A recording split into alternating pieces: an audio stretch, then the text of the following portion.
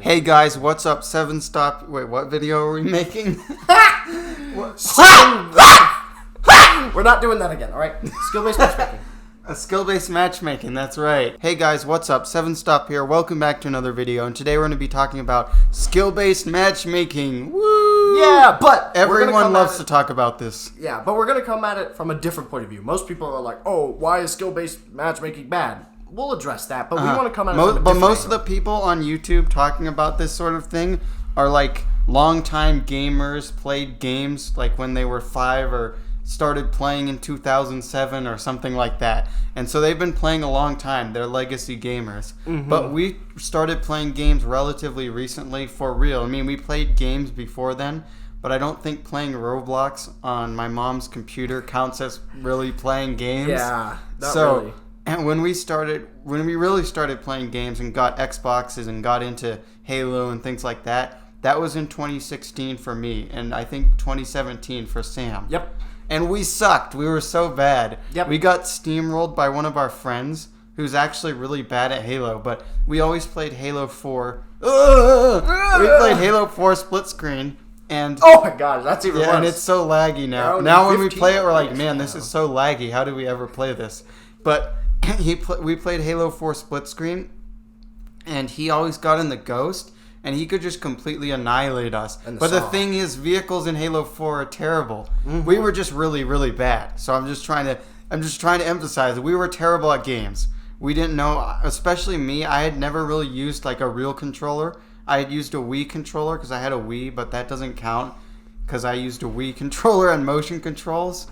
But when we got into games, we sucked. Mm-hmm. And we were really bad, but we played the campaigns for Halo, and that was basically how we started being able to like move the character and shoot the gun and just basic stuff like that. And then we played the game and we got better. So people these days are always like, oh, skill-based matchmaking, new players need that to like get into the game, or they'll just leave. Safe spaces, blah, yeah, blah, blah. And no one could ever enjoy a game without skill-based matchmaking when they're first getting into games. But that's complete crap. Yeah. Because we sucked, and there wasn't skill-based matchmaking, and we got destroyed. We were really bad on online games, but we just played it, and we got better. It's that simple.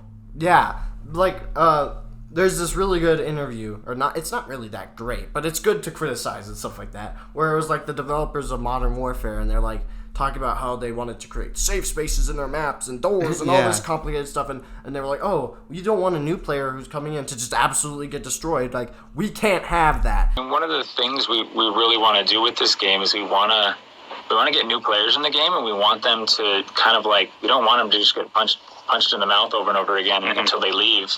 And like, literally, they had to be asked, what about the like veterans of the series? They had to be asked that. Yeah. And he was like, how do I word this? We want to make sure our veteran players are still really good, but yeah, it's a big focus for us. But that approach that you're describing there isn't going to come at the expense of the hardcore players, right?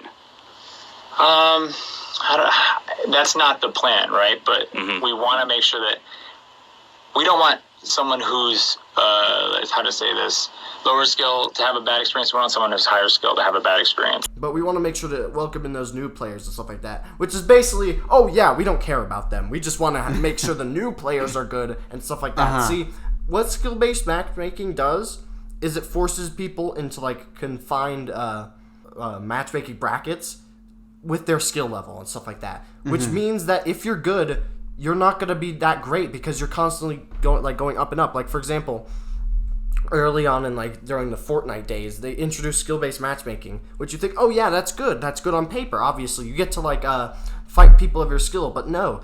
When you get better, it doesn't allow you to like trash on other people. You just get better and move up to the next bracket. So you never actually feel like you're improving. No. So this is why I think it's actually bad for long-term player retention to have skill-based matchmaking, because newcomers never feel like they get any better because their opponents also get better. So even though they're improving, they never actually know that. Or maybe they know it, but they never get to actually benefit from their own improvement. So they just stop playing.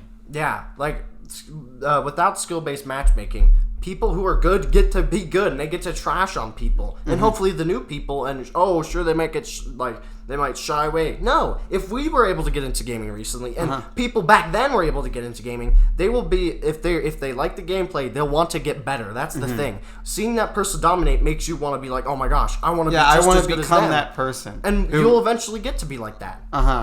But now, we're not the best players, but I mean, personally, I'm pretty good at Halo. You're good at Halo 3. And whenever I play Halo 3, I almost always come at the top of the match and almost always destroy the other people in the match. But when I was first started, Halo 3 has a really high skill gap. So obviously, when I first started, I was getting completely annihilated over and over and over.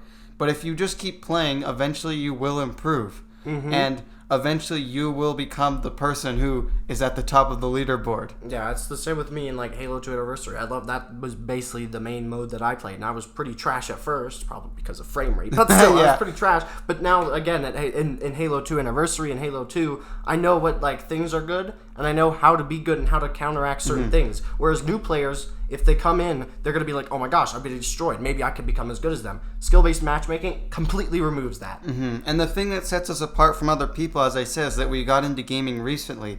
So a lot of people are like, well, I got into gaming back in the day, and people weren't as good back then. So we can't expect people now to be able to reach that same level, and reach the level that people are at now. Like people coming to gaming, we can't expect that, but really we can, because we got into gaming and there was tons of good people playing the games we played, because we played mostly Halo. At least I did. That's where I played multiplayer most, and Halo is a pretty old game, and there's people that are really good at it because they've been playing it since they were a kid, and we just played the game and eventually we got good at it. Yeah. Well, guys, I hope you enjoyed this video. Please leave in the comments what your opinions on skill-based matchmaking are, and subscribe if you like this video and you want to hear more about it, and see you in the next one if you subscribed, and if you didn't, I guess not. Bye.